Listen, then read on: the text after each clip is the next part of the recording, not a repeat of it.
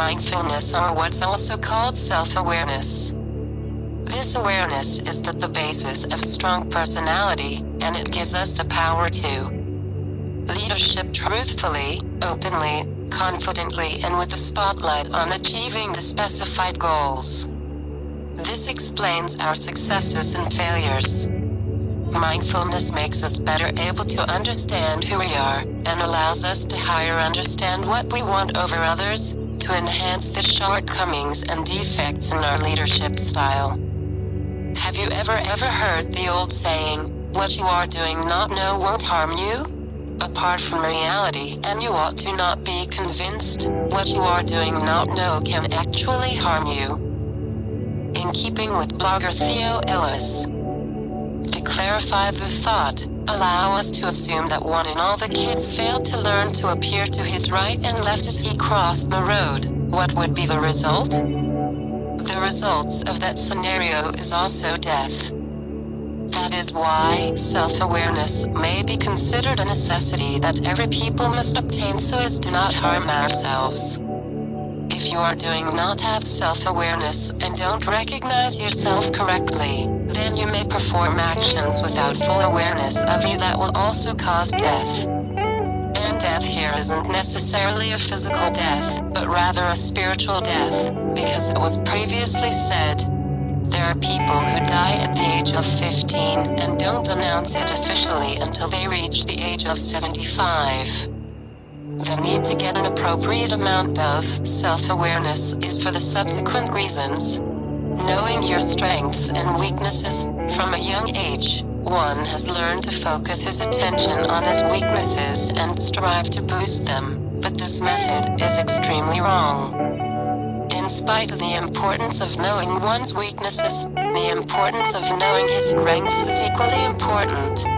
But that knowing one's strengths is the most vital thing to achieve his life. The matter is that almost all people don't know clearly what our weaknesses and strengths are because of our lack of self-awareness. So when one has sufficient self-awareness, one can know and target his strengths to develop it, and this focus weakens the opposite side of one's weaknesses. Knowing what you would like from life. If you lack a high degree of self-awareness, then if you ask yourself what you would like from this life, your answer is probably going to be traditional. As if he became an expensive man or something similar, but who among us doesn't have that desire? But the difference between one person and another is inabilities and inclinations, so what causes you to happy might not be seen by others except important to them.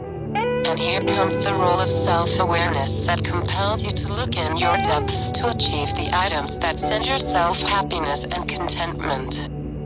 Self-awareness causes you to search hard to understand what's scaring you. Perhaps challenging your fears frees you and puts you before the happiness that you just are trying to find. And everyone this can be done only by knowing one's independent knowledge, or in other words to possess self-awareness. Supplying you with the power to create the acceptable decisions. When one lacks sufficient self-awareness, he behaves without total awareness. And therefore the one who acts during this way will miss the physiognomy to understand the results of the choices he makes. And thus be exposed to several mistakes that he could have corrected if he had enough of self-awareness. Now we intercommunicate the subsequent question, how am I able to strengthen self-awareness? This can be done through a collection of tips which will be followed, namely, ask those you trust to inform you about your strengths and weaknesses without courtesy. Ask him what he thinks you're good at. Monitor your daily interests and habits. Check what you are doing to seek out what is the thing that excites you. Ask yourself, if I were to measure for a variety of years, what should I do?